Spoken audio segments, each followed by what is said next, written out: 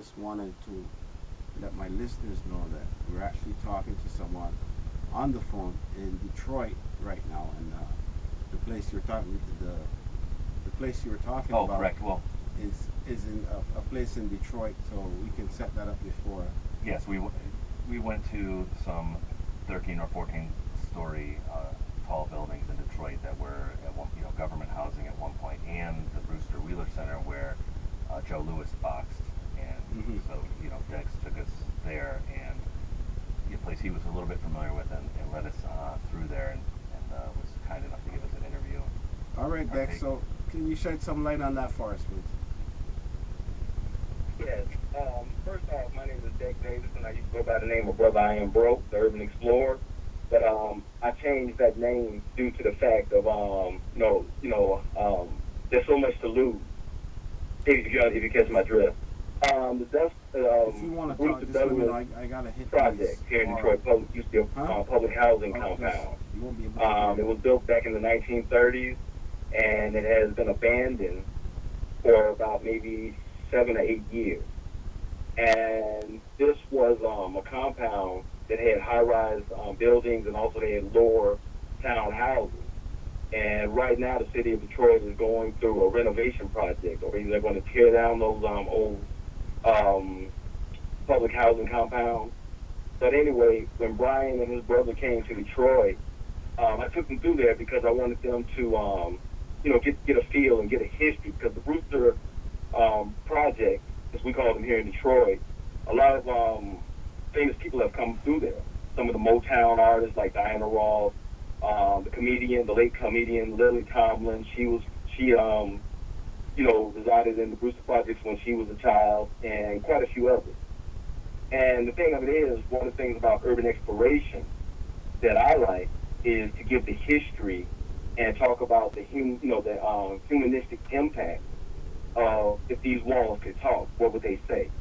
And what the lives that were lived in a lot of these different places like the Brewster Project and all throughout the city of And then if Detroit. you want to jump And in, one of the other things I look at also is how the city of Detroit was basically a social experiment, with this being the place of the auto industry, the birth of the unions, race relations, immigrant relations, you with gotta those stop. coming from different Keep parts of the country and from around the world to make a living through the big three. Also, one of the things too is this was my first time taking other people on a tour, Brian and his brother, and then I had two other friends that were with me also. Hello. Yes. Yeah, Dex. It was pretty awesome to be the first time because I know that you were doing most of your urban exploration by yourself, and so I was just wondering, was that something that you would do again with other people, or do you mostly enjoy it by yourself? Well, at this point, I have to take precautions due to the fact with the high crime rate here in Detroit. And really, what's been happening now with the urban exploration, you really don't have as much of it going on because of the impact of the scrappers. The scrappers are going through a lot of the historic buildings and schools and everything and causing much damage. And then we've had instances where you've had scrappers get killed.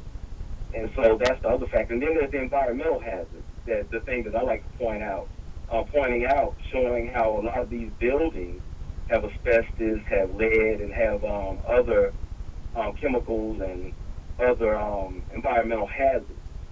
And so I like to point that out also to the viewers. And now, if anyone wants to see some of my urban exploration, they can go through Brian's website, or they can go to my YouTube page, which is Dex Davison on YouTube, and I have quite a few videos on there. And then also the other thing I look at also is the negative psychological impact of children that have to pass by a lot of these abandoned buildings. Like I said before, it's that negative the negative impact, the psychological damage. Here it is. We have children, small children, teenagers, so forth and so on, that have to pass by some of these structures every day. And then that's the other thing I'll look at also is the danger of a lot of these buildings. But for the most part, it's very interesting to think about the history of what went on in some of these different structures throughout the city of Detroit. Yeah, that was also one of the things that was inspiring or interesting about Dex in his urban exploration. That he did point out a lot of the dangers and gave you a real feel for what was going on around you, the different dangers. I know that people have been hurt scrapping, hitting structural beams and things like that. So. Dex, I wanted to add or ask you. I mean, now I read. I only know about this because I worked with Brian, so we were talking one day. And he was telling me about it. But now that Detroit is like a focal point. You're hearing about bankruptcy and things like that. Are there things being done right now to bring? Because I remember back in the day when Detroit was one of the places to go. I mean, everybody wanted to go to Detroit because that was a happening place. Is there anything, or some of these celebrities or politicians that are trying to bring Detroit back to, or actually, turn it around? Well, yes and no. And the reason why I say that, I'm just being real about what I'm getting ready to say. You have a business class, and you have the politicians that are in the bed together, and they basically are trying to get they have gotten their hands on a lot of these abandoned properties for pennies on the dollar. And right now, the biggest thing is to build up the city, build up the downtown. And eventually, they say they're Was it going to build downtown? up the neighborhoods, but in Was that actuality, Worcester we're not place seeing downtown? that. Right outside. It's like a trickle down effect. If it happens, it happens. If it doesn't, it doesn't. But the thing of it is, like I like to tell most of the residents that live here in the city of Detroit, we just can't leave it in the hands of the business community or the politicians. We have to become more proactive in our stance and take care of our own neighborhoods and sweep up in front of our houses and pick up the trash and everything and show an effort, I guess you could say.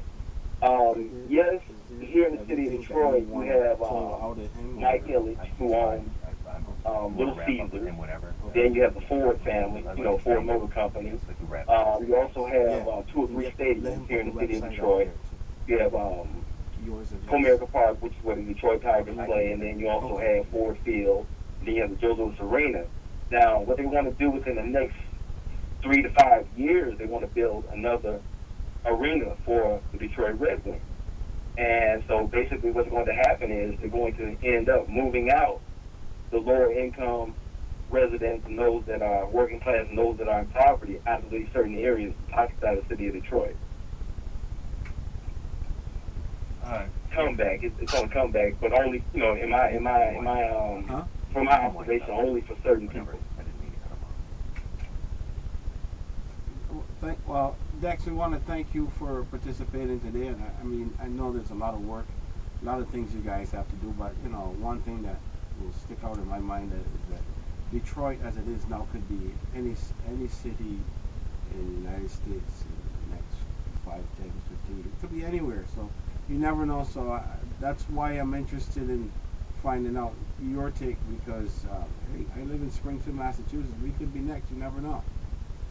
But With the bankruptcy that recently happened here in the city of Detroit, every other municipality, city, township, whatever needs to be aware that this was just a test market, a test case to see if they can get away with it. And basically, it's about busting up the unions and Wall Street getting their hands upon um, the benefit package, I guess you could say, the pensions.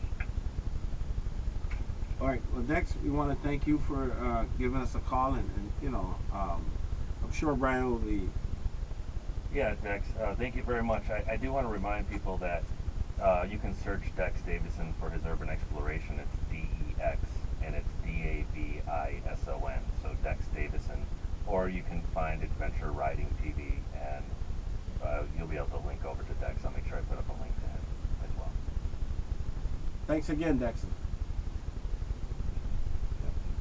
Yeah, you too. Bye-bye. Bye-bye.